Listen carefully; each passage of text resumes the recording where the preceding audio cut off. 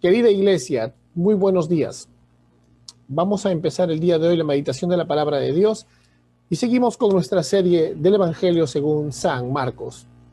Vamos a orar para que el Señor nos acompañe el día de hoy.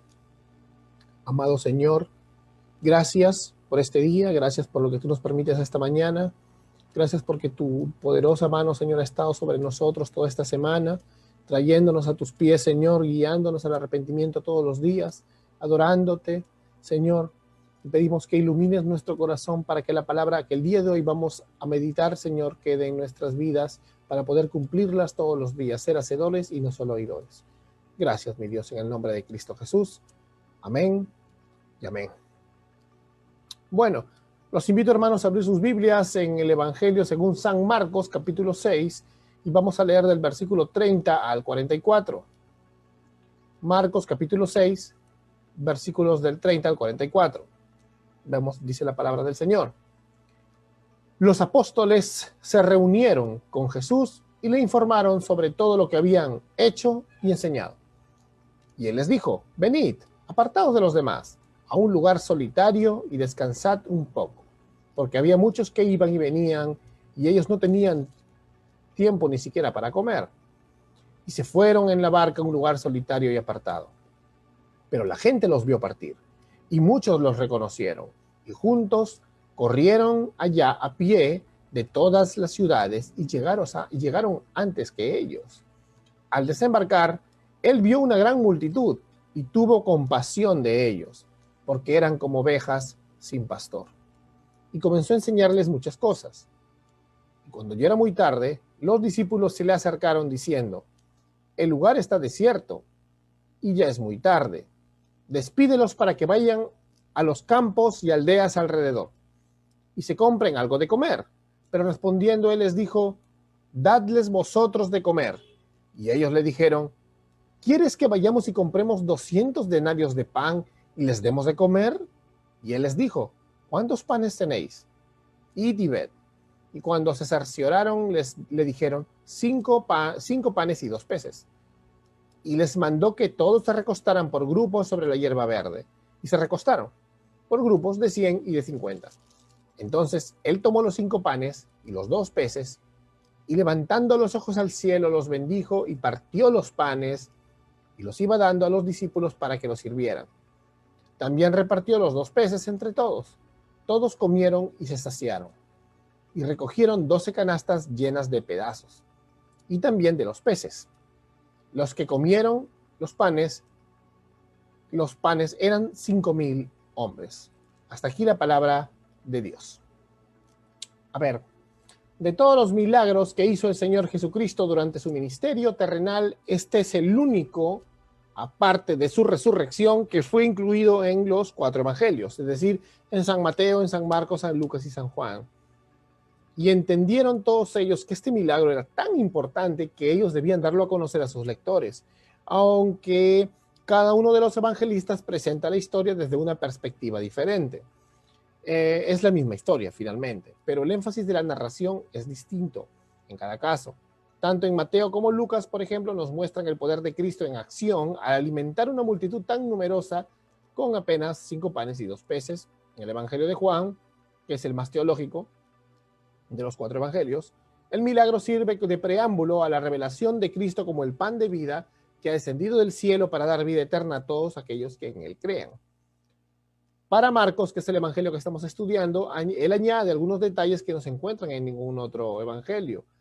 De los otros 3 detalles que nos permite ver esta historia en una forma más clara, este evangelio, vemos el corazón amante, bondadoso y compasivo del Señor Jesucristo detrás del milagro de la historia. Y comienza muy claramente cuando vemos a Cristo, que primero ve a sus discípulos que estuvieron cansados. Empieza Cristo a ver a sus discípulos cansados, que vienen a darle el reporte de aquella misión que les envió, que estuvimos estudiando las semanas anteriores.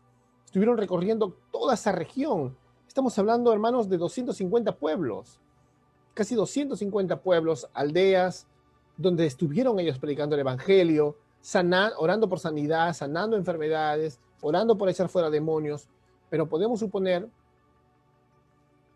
Cualquiera que ha estado evangelizando mucho tiempo lo sabe que esta es una tarea sumamente agotadora, por lo que hasta ese momento y semana tras semana habrían estado lidiando con las miserias, las dificultades de la gente, recibiendo en carne propia el rechazo, ¿no? La incredulidad de la que también estábamos hablando hace algunas semanas. Entonces esto, la verdad, también habría traído mucho gozo para aquellos que recibieron con un corazón abierto el Evangelio. Pero humanamente, mis hermanos, cuando ellos regresaron, estaban totalmente cansados, agotados, porque tú sabes que aunque eres cristiano y te esfuerzas, eres un ser humano, y así ellos también se agotaron, estaban bastante cansados. Entonces el Señor Jesucristo, al ver el agotamiento de sus discípulos, decide llevárselos a una barca, a un lugar solitario, ya que aunque habían regresado, había tanta gente que seguía llegando a hablar con ellos y a pedirle a Jesús milagros, sanidades, para escuchar su palabra, que ellos mismos ya no daban más ya. Ministerialmente estaban cansados, así que decide llevárselos en una barca a un lugar solitario, lejos de la presión de la gente, en una especie de break, ¿no? Vamos a tomarnos un fin de semana, chicos, ¿qué les parece? Bueno, se están yendo, pero vemos que la gente los descubre, dice, mira, se van por allá. Así que ellos los ven partir. Y de repente vemos otra escena, como flashbacks que aparece Marcos, que ellos están ya llegando a la otra orilla y misteriosamente la gente los está esperando. Y no pocos, una gran multitud. De hecho, Marcos dice que son 5,000. Y la mayoría de comentaristas, por ejemplo, señalan que en este caso hay que suponer que los 5,000 que se mencionan son los 5,000 hombres, pero que los hombres que están acá no habían sido contados, mujeres aparte, los niños. Ya estaríamos hablando, hermanos, de unos 15,000 personas, pero también tenemos que suponer que estos hombres no solamente tenían esposas, sino tenían hermanas y tampoco tenían un solo hijo. Generalmente en esos tiempos se tenían de 10 hijos para arriba. Así que es posible, como dicen muchos comentaristas, que la verdadera cantidad de la multitud sea aproximadamente 20,000 personas, por lo menos. Mis hermanos, allí había mucha gente, con mucha necesidad. Y aunque el texto no lo dice, nosotros podemos implicar que esto debe haber sido muy frustrante para los apóstoles. Estos hombres estaban cansados y no pensarían que es justo que tuvieran que dedicarse otra vez a atender a tanta gente, mis hermanos. Pero lamentablemente para ellos, a veces la agenda ministerial de Dios muchas veces no coincide con la agenda ministerial que tenemos nosotros. Entonces vemos a estos apóstoles cansados. Bueno, Marcos nos describe la actividad de esos días entonces como algo frenético, ¿no? Eran muchos los que se iban y venían. El activismo llega a cansar, hermanos. Así que imagínate, ellos están llegando a la orilla y, oh, por Dios, dirían, ¿no? Más personas. Nuestro Señor es misericordioso. A pesar que él vio que venían esas multitudes, a pesar que él sabía que sus discípulos estaban cansados, este gran y poderoso Señor maravilloso dice que tuvo compasión de ellos, los recibe con amor. O sea, los recibe lleno de amor, les dice bienvenidos, no los rechaza. Les dice, chicos, tenemos que seguir en esta misión. A veces nos pasa eso, ¿no? Miserialmente nos sentimos cansados, pero el Señor nos va a dar fuerzas, el Señor nos va a levantar para que nosotros podamos seguir adelante, como las águilas, nos levantaremos y andaremos. Cuando tú ves a Juan en San Juan capítulo 6, que es una parte que no está en Marcos, pero que es un texto paralelo, vemos que como si Jesús no supiera, ¿no? Jesús le pregunta a sus discípulos, ¿y ahora cómo comerán estos, no? ¿Qué vamos a hacer? Pero hay que darnos cuenta que qué tan cuidadoso es el Espíritu Santo para que no cometamos algún error relativo, ¿eh? Él sabe que los hombres son propensos a veces a buscar cualquier error en la palabra para poder decir, ya ves, por ejemplo, en este caso, Jesús no era omnisciente porque está preguntando algo, a dudar de la deidad. Bueno, en este texto paralelo del Evangelio de Juan, dice nuestro Señor, consultando entonces con Felipe, ¿de dónde compraremos pan para que coman estas personas? Algunos entonces, porque se dicen, ¿por qué Jesús tendría que estar consultando a Felipe? ¿No se supone que él sabe todo? Pues claro que él sabe todo, pero también dice el texto en Juan capítulo 6, esto lo hizo para probar a Felipe, pues él sabía lo que habría de hacer. Jesús no está pidiendo información o asesorándose con Felipe porque tuviera alguna duda, acerca del procedimiento a seguir o necesitara su ayuda en sí. Él no necesita, Felipe él es Dios. Él no necesitaba que Felipe multiplique el pan, sino que deseaba multiplicar la fe de Felipe. Él estaba probando si Felipe, en representación de los apóstoles, tenían una mentalidad de fe, una mentalidad de milagros cuando se trata de Dios y de su providencia para algún acto soberano. Cuídense entonces, hermanos, de no menospreciar nunca la soberanía poderosa de Dios. Amén. Aprendemos del texto, antes de sumergirnos en él, que nuestro gran y maravilloso Señor, nuestro divino Señor Jesucristo, siempre tiene una razón para todo lo que hace. Incluso podemos descubrir la razón de que por qué hago una pregunta como esta. Dios muchas veces hace preguntas como si no supiera. Cuando Adán le pregunta, Adán, ¿dónde estás? ¿No? O le pregunta a Caín, ¿dónde está tu hermano? Como si no supiera. No, está probando la fe de nosotros. El Señor quiere que tú tengas la luz de la habitación prendida.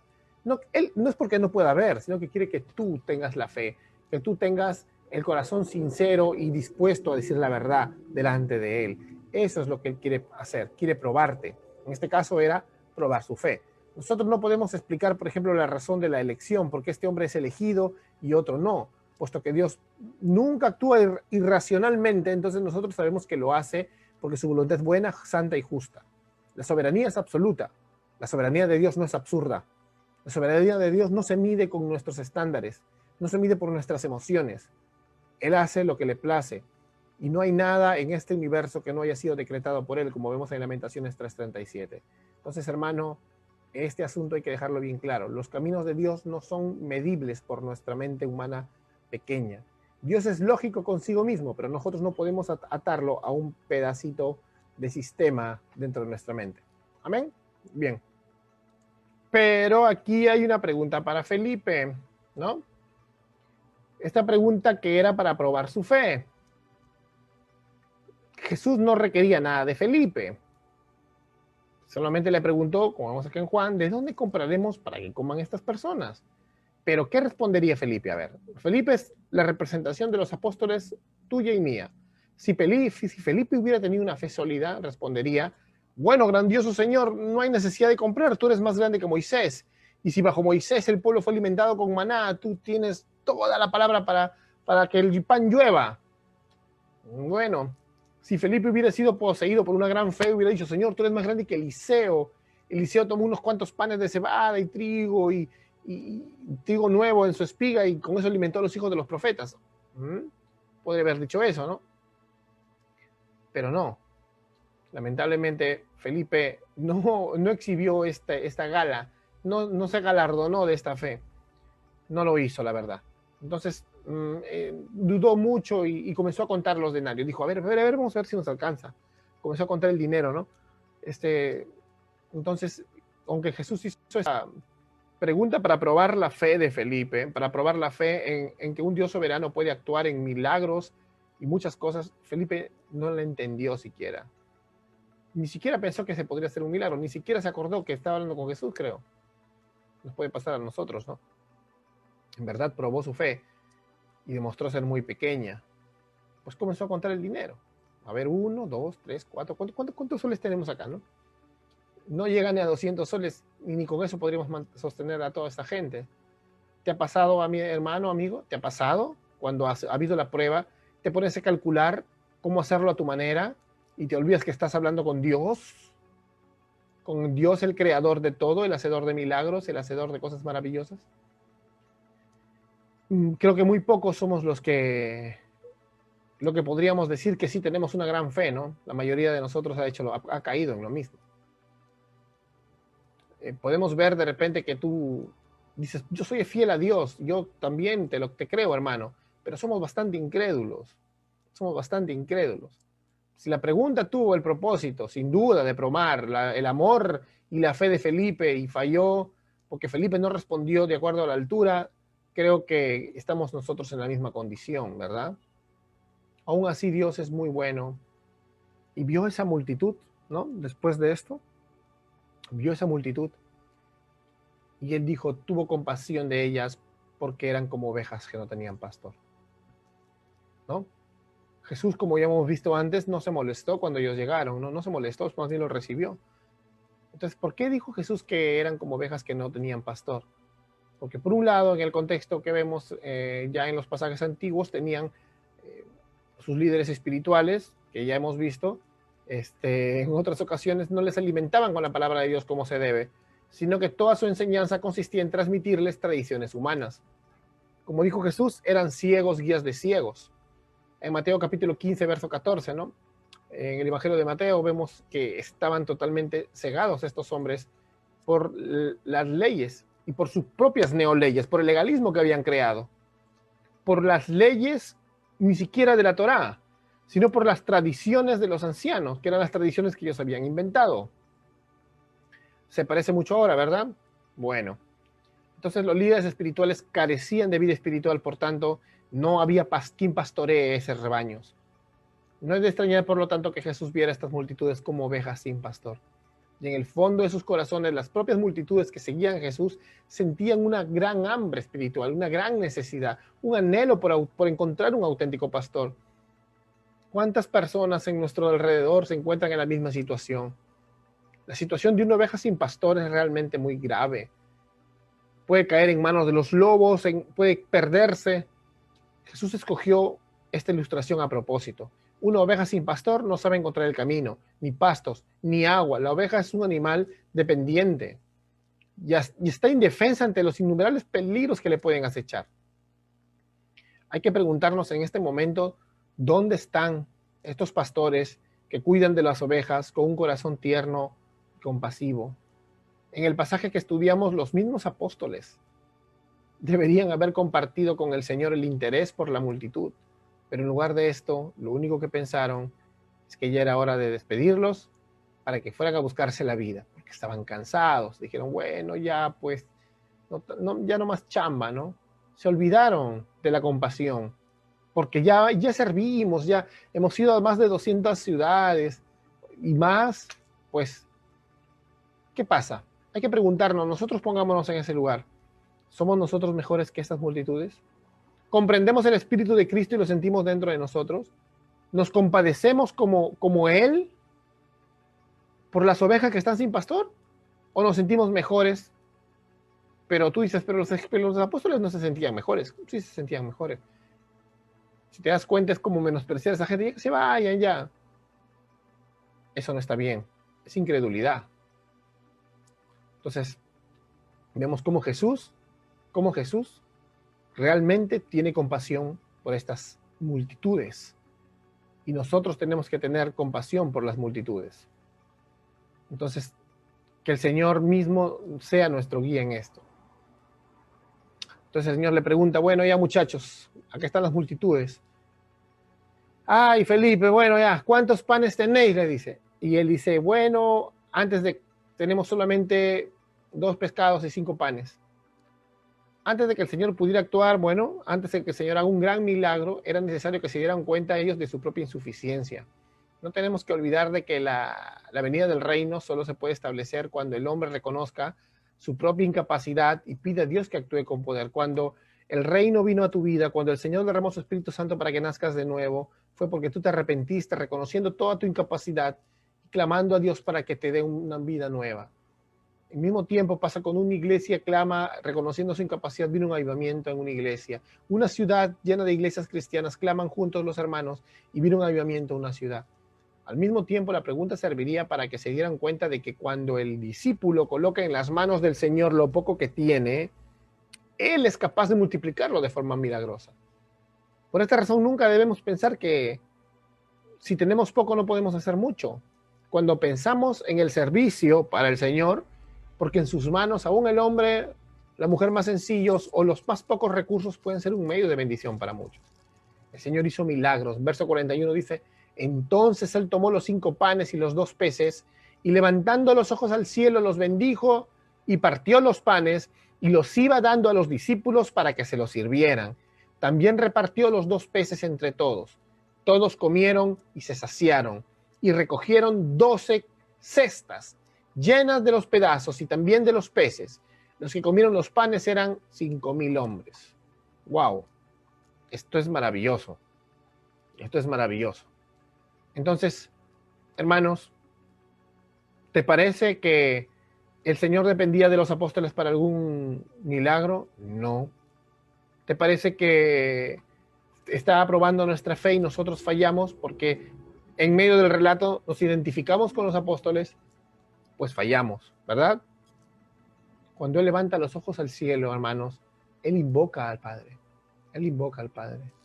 Invoca al Señor para que irrumpa una vez más en este mundo y transforme nuestros raquíticos recursos en una cantidad más que suficiente para alimentar a multitudes. Al hacerlo de esta manera, le estaba dando una lección gráfica de que su poder venía del mismo cielo.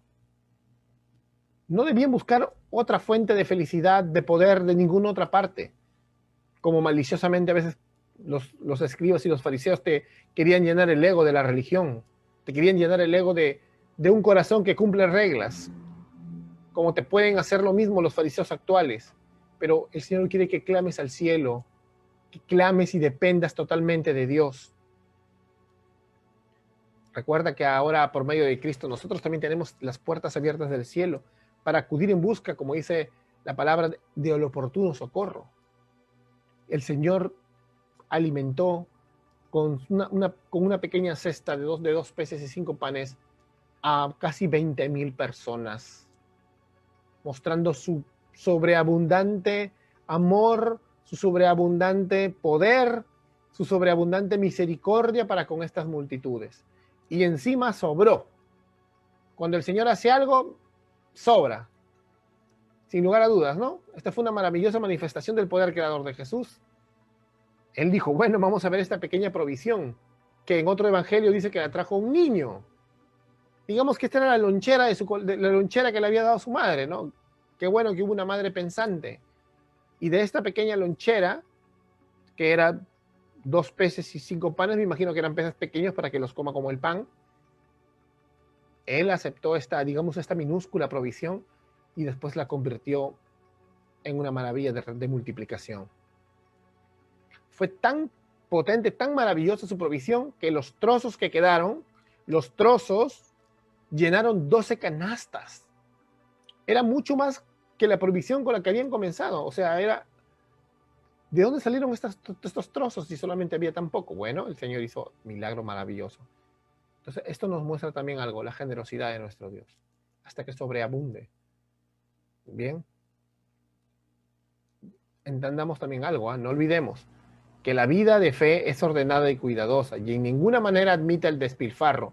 No podemos, como algunos malos predicadores utilizan este texto para decir que Dios te quiere dar hasta que sobre y despilfarres. No.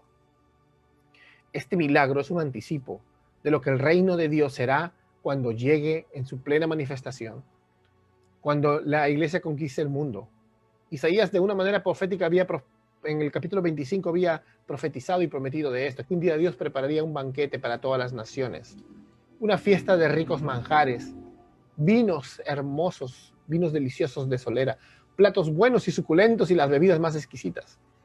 Entonces, un elemento de ese banquete divinamente nutritivo sería el acabar para siempre con la muerte y que nunca más habría lágrimas en nuestros rostros. El milagro que se realizó acá nuestro Señor Jesucristo con la multiplicación de los panes y peces es una prefiguración de ese gran banquete futuro.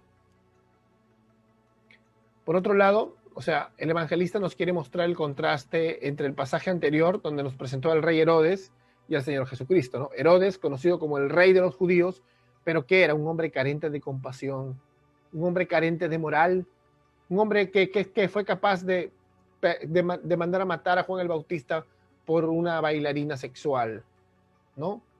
Él terminó matando a uno de los líderes espirituales más importantes de ese tiempo, en medio de un gran banquete, como vimos la semana pasada.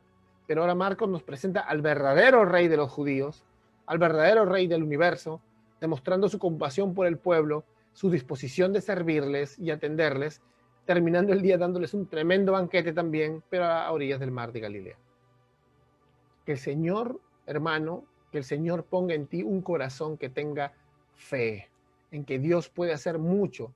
Tal vez somos una iglesia pequeña, tal vez me estás viendo, pastor, y tu iglesia no es muy grande, tal vez tienes pocos recursos, pero Dios puede, usando esos recursos, hacer cosas maravillosas. Tú puedes llegar a una multitud con pocas personas, tú puedes llegar a muchos con pocos recursos. porque al final Dios es el más interesado en glorificarse con las iglesias locales. Pero ¿estás creyendo que Dios lo puede hacer? ¿O no te mueves porque dices, no podemos y somos pocos? Todos hemos empezado de abajo. Nuestra iglesia empezó siendo poquitos. Y siendo poquitos hicimos muchas cosas, me acuerdo. Todos acá se acordarán, los chicos y los hermanos que estaban antes en Gracia Urbana desde hace unos 5 años que empezamos Revolución, que siendo una iglesia de 20 personas, le predicamos a más de 700 personas, entre niños y sus madres, en el centro poblado de Alto Trujillo. Y lo hicimos con muy pocos recursos, con muy pocas personas, pero el Señor multiplicó y proveyó y lo logramos. Y así cada vez que hemos estado en necesidad y hasta parecía que dábamos un paso atrás, volvíamos a dar 2 pasos adelante, porque el Señor siempre demuestra compasión por el pueblo y su disposición a atenderles, más cuando estamos en una labor de glorificarle a través del avance del reino y la predicación del evangelio. Entonces yo te animo, hermano, a que el día de hoy creas en esta palabra, que el Señor va a tomar lo poco y lo va a multiplicar y hasta va a sobrar. No te estoy hablando como te hablan algunos predicadores que te están hablando que va a sobrarte el dinero. No, te estoy hablando que va a sobrar la bendición de Dios para que avancemos el reino juntos como pueblo del pacto de Dios. Amén. Así que súbete al coche de la bendición de Dios y de una vez rompe ese barbecho de tu corazón, rompe esa cosa que no te deja creer en que el Señor va a hacer crecer su pueblo y que el Señor va a avanzar su reino y que aunque haya poco vamos a hacer mucho. Amén. Vamos a terminar en oración. Amado Señor, queremos agradecerte, Padre Santo, por todas tus bendiciones. Gracias, Señor, porque con poco tú haces mucho. Con 12 hombres empezaste y ahora somos millones en esta tierra. Y así seguiremos avanzando el reino hasta conquistar toda la tierra, Señor. Gracias. Gracias por tu providencia. Gracias por los corazones que tú sanas. Gracias por los corazones que tú traes a la vida. Gracias por tu compasión y tu provisión, Señor. En el nombre de Cristo Jesús te oramos. Amén y amén.